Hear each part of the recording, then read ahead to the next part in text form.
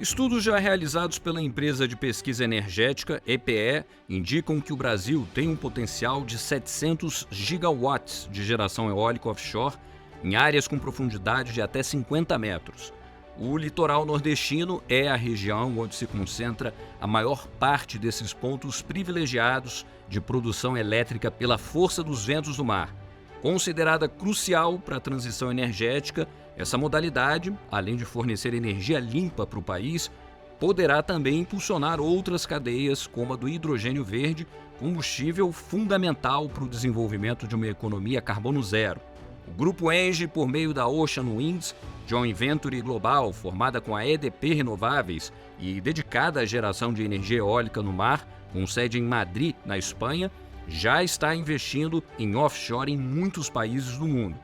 A Ocean Winds traz a sua experiência internacional com 3 projetos offshore já operando no mundo e 4 projetos atualmente em construção. E acredita na expansão do segmento de eólicas offshore no país. Tanto que já assinou recentemente memorandos de entendimento para impulsionar futuros projetos com os governos do Rio de Janeiro e do Rio Grande do Norte. Desde 2020, a Ocean Winds tem trabalhado para obter a licença prévia para a instalação de 5 novos complexos eólicos offshore no Brasil, distribuídos em 4 estados do país e com a previsão de que totalizem 15 gigawatts de capacidade instalada. Eu sou Bernardo Menezes e vou falar agora sobre o horizonte de investimentos em eólicas offshore no Brasil. Participam dessa conversa o secretário de Desenvolvimento Econômico do Rio Grande do Norte, Jaime Calado, e o Rafael Palhares Simoncelli, diretor de Desenvolvimento de Negócios da Ocean Winds no Brasil. Olá, senhores, obrigado pela participação. Olá, Bernardo. Obrigado aí pelo convite. Vamos ter essa conversa aqui que eu espero que seja muito boa. Olá, Bernardo. Obrigado também pelo convite. Aproveito para saudar aí os ouvintes e ao excelentíssimo secretário Jaime, representando aí o governo do Rio Grande do Norte. Estou ansioso pela conversa, acho que vai ser muito proveitoso.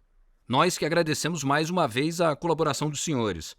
Secretário, o Rio Grande do Norte e o Nordeste como um todo são pontos estratégicos para o segmento eólico offshore. Como o Estado pretende apoiar a implantação de novos projetos?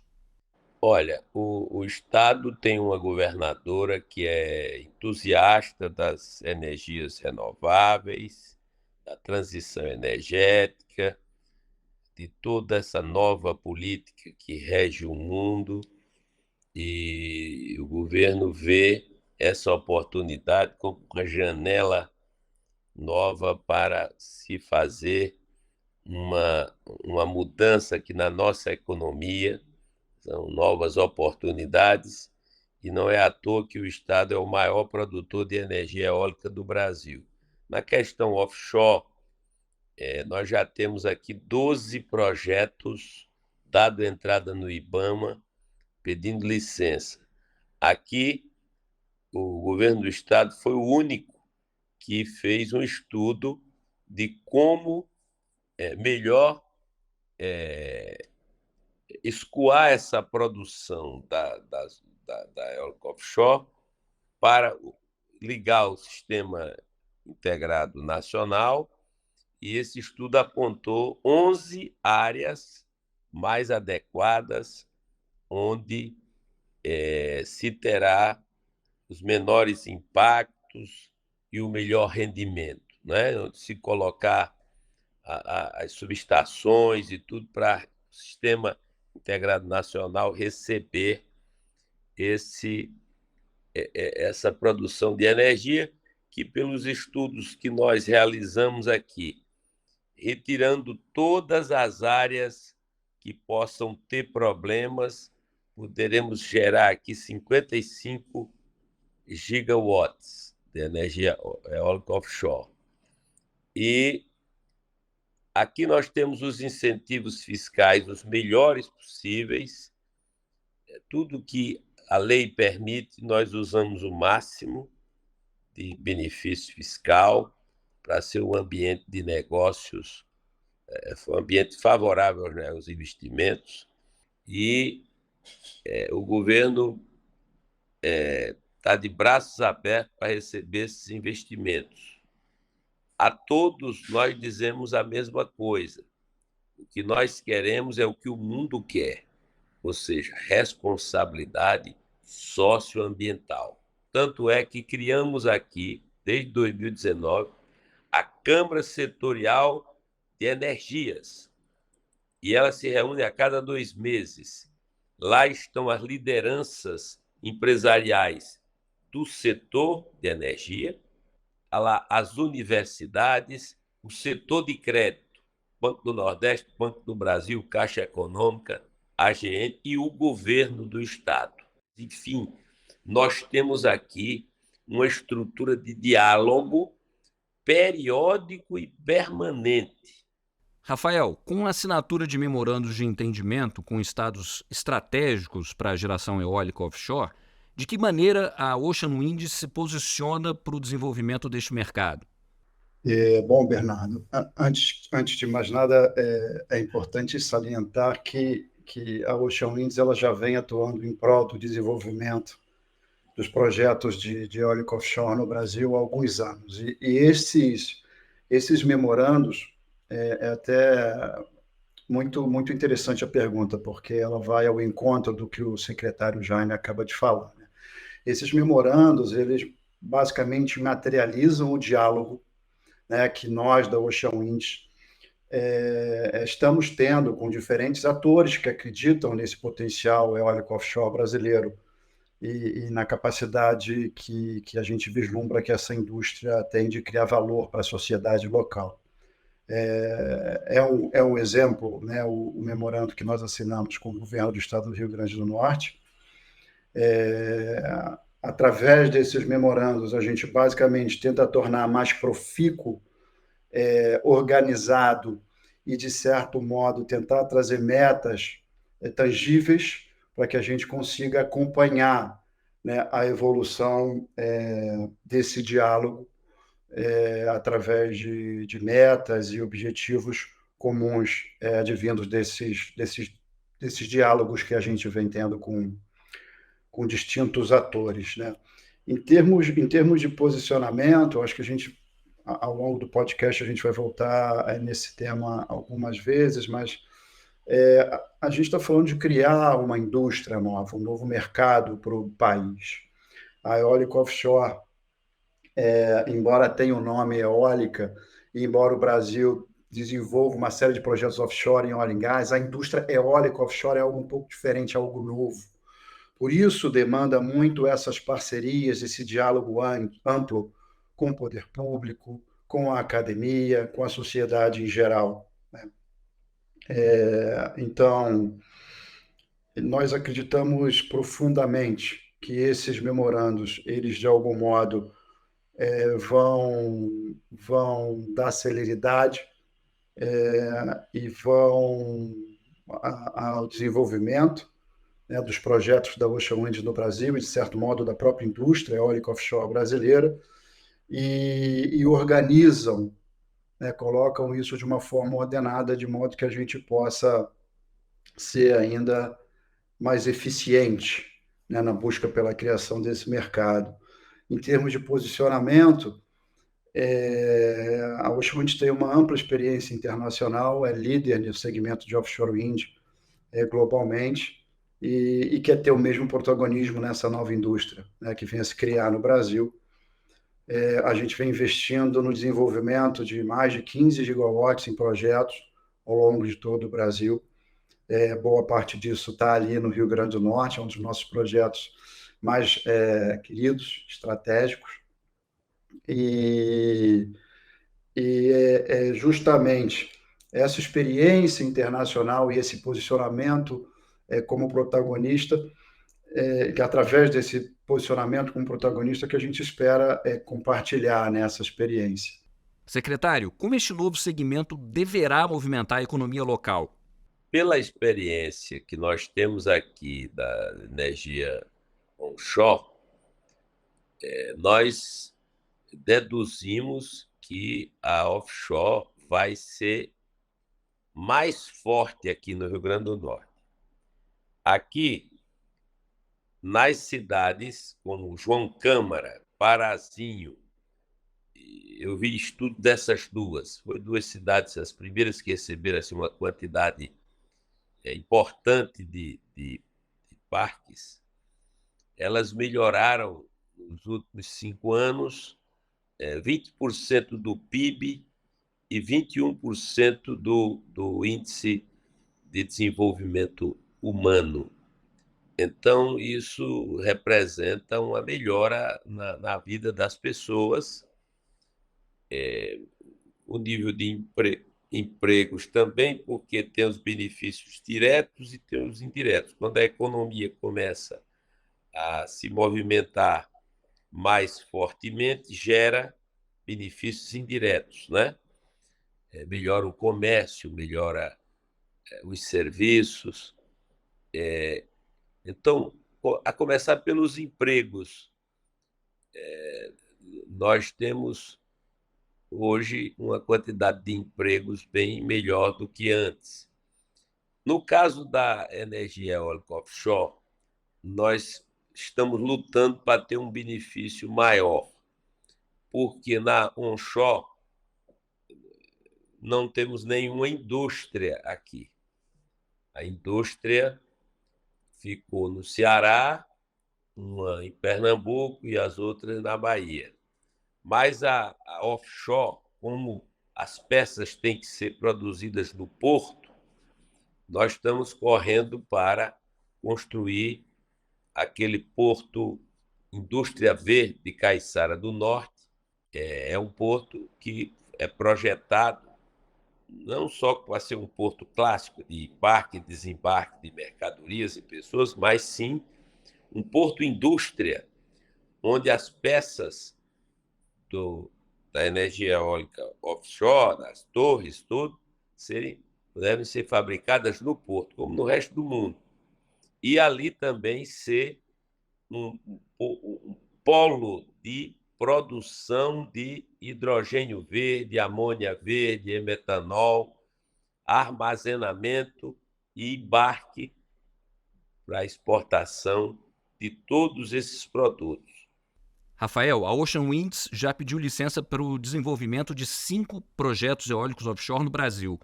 O que você pode adiantar a respeito desses projetos? Esses projetos somam, como eu já disse, 15 gigas. Eles estão distribuídos pela costa brasileira, ao longo aí das regiões Nordeste, Sudeste e Sul.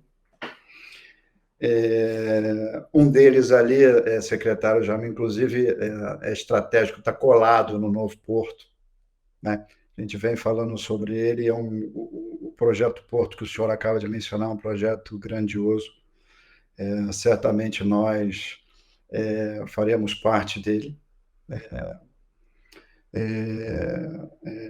principalmente no que diz respeito ao nosso projeto de Marau, né, que tem 2 gigas, que fica ali no Rio Grande do Norte.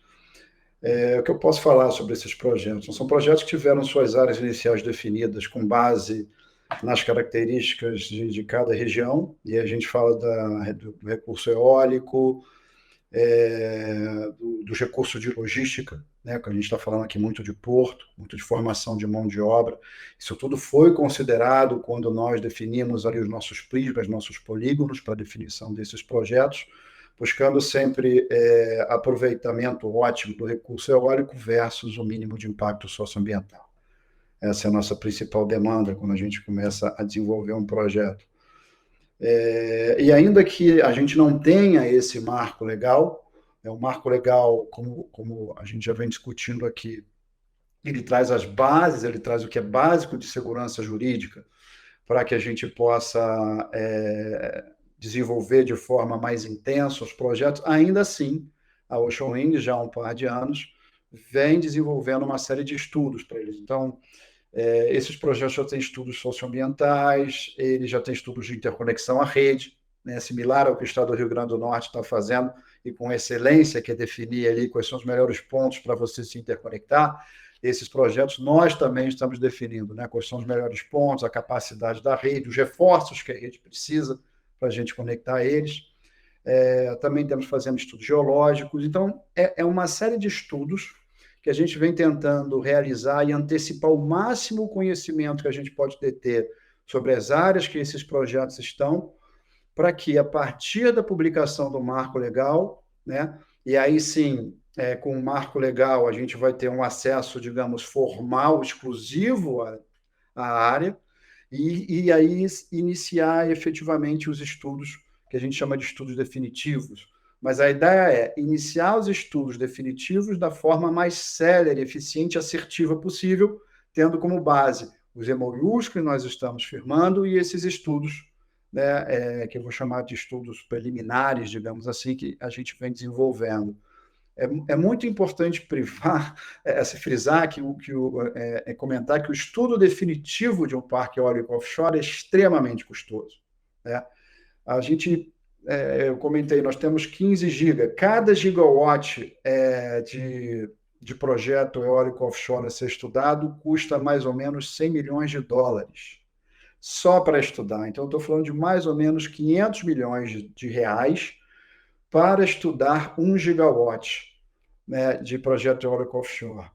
Além de ser custoso, ele pede tempo. Um estudo desse pode durar, no mínimo, 2 anos e meio, e leva até 5 anos.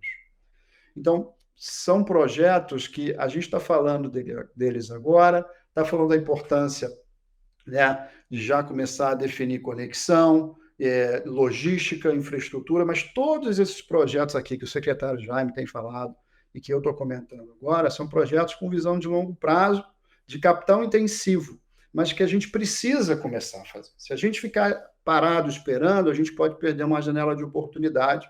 O mundo inteiro está fazendo eólica offshore, a gente tem a chance de se inserir numa cadeia global de fornecimento, não só para exportar, por exemplo, commodities, como, por exemplo, a gente pode, sim, colocar o Brasil como um produtor de monopólio, por que não? Se a gente vai ter um porto no Rio Grande do Norte, se a gente tem aço, por que eu não posso pensar em exportar peças, né, para um mercado global que cada vez é demandante quando a gente fala de eólico offshore?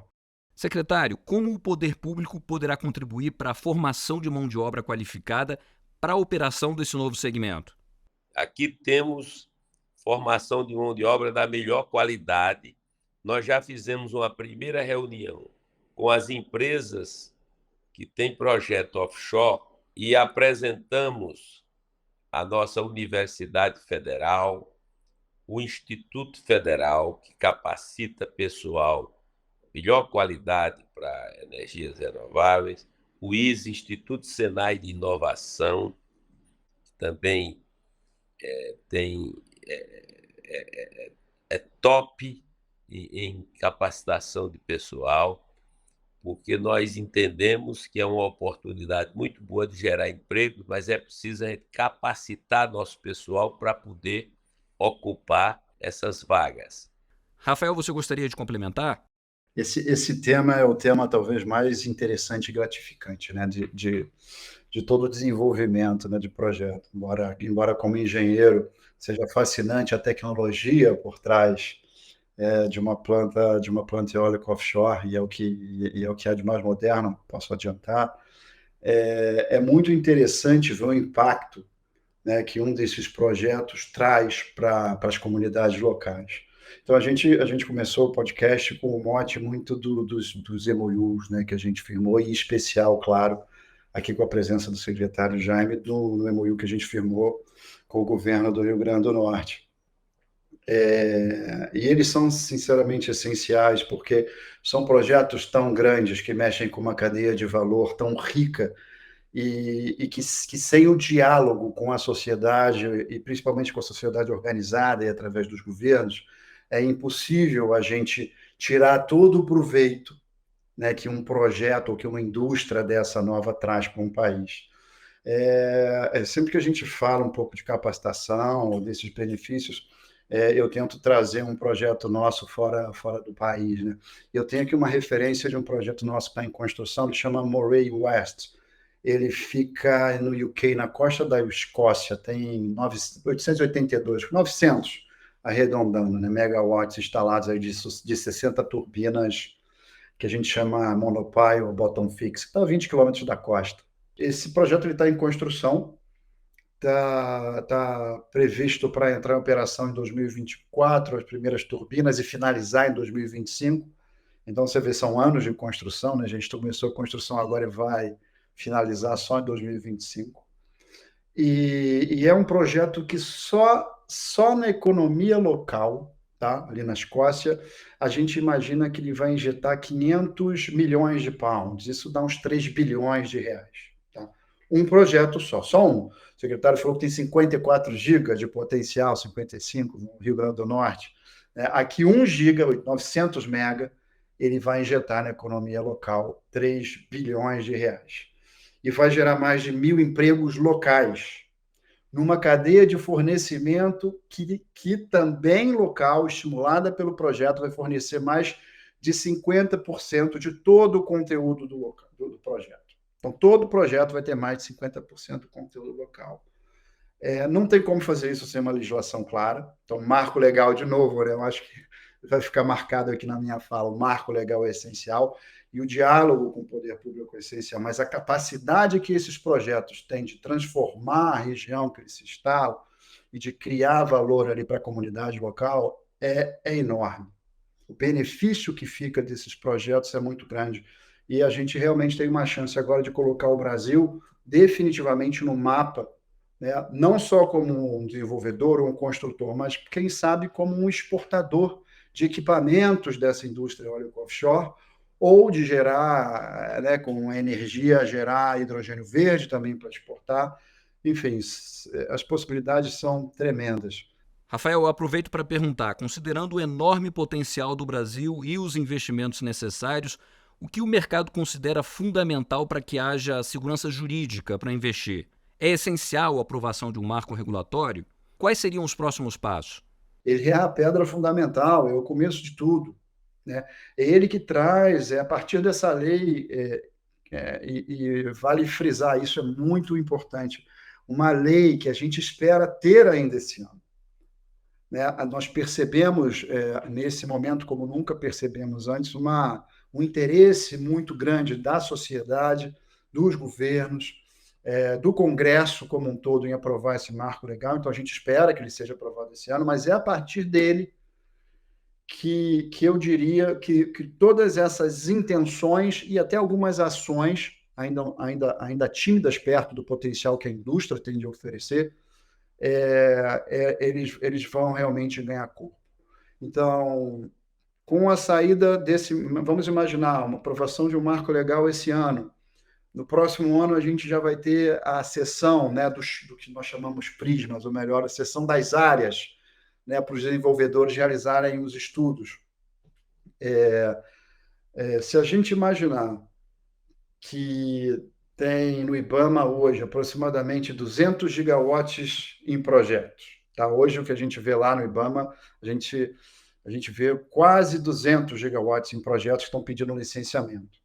Então, imagino que a gente tem um marco legal publicado no final desse ano. A partir disso, a primeira sessão das áreas no ano que vem.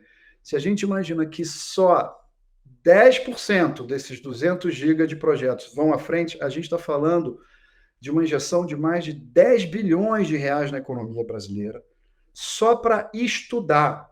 Então, 10%, né, desses 200 gigas que estão lá no IBAMA, se só 10% deles conseguirem ir à frente depois do marco legal, são 10 bilhões de reais injetados na economia só para fazer estudo. Só dos parques, fora, né, da cadeia de valor ali associada a eles. Então, o que a gente imagina, Bernardo, é que o marco vai ser, sim, a pedra fundamental e que, a partir dele, a gente vai ver um avanço muito intenso do mercado, né, dos interessados, dos desenvolvedores como um todo, na realização dos estudos. Secretário, nós estamos no final do episódio. O senhor gostaria de deixar uma última palavra sobre a expectativa em torno das eólicas offshore? Vou usar as palavras da nossa governadora Fátima, que ela é entusiasta com isso tudo. Ela costuma dizer que a gente não tem só esperança, a gente tem confiança de que essa é uma oportunidade ímpar que o Rio Grande do Norte, o Nordeste e o Brasil têm para, aproveitando isso, mudar hábitos, dar um salto de qualidade na vida das pessoas, colaborarmos com o mundo inteiro na transição energética e criarmos uma nova cultura de responsabilidade socioambiental, tanto por parte das empresas, como dos governos, como da própria sociedade.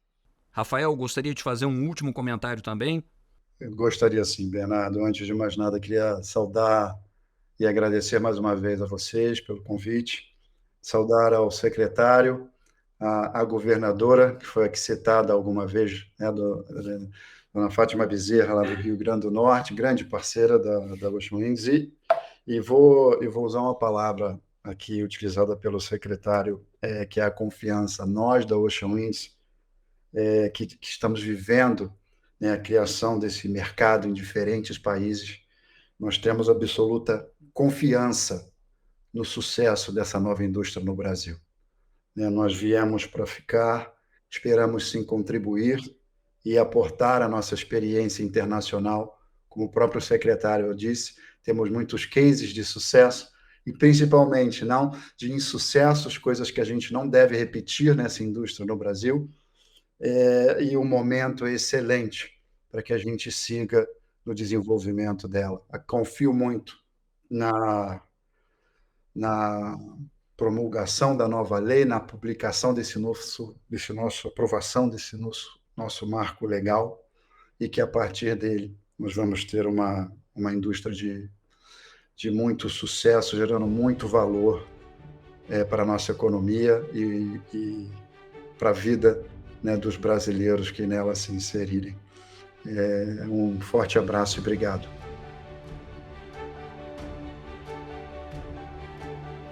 Este foi mais um episódio do Além da Energia. Eu agradeço muito ao Jaime e ao Rafael. Voltem sempre. No site da ENGIE você encontra mais notícias sobre o setor de energia, cidades inteligentes e transição energética. Para quem já nos acompanha, não esqueça de curtir e seguir o canal da ENGIE no YouTube. Acompanhe também o podcast nas principais plataformas de áudio. Até mais!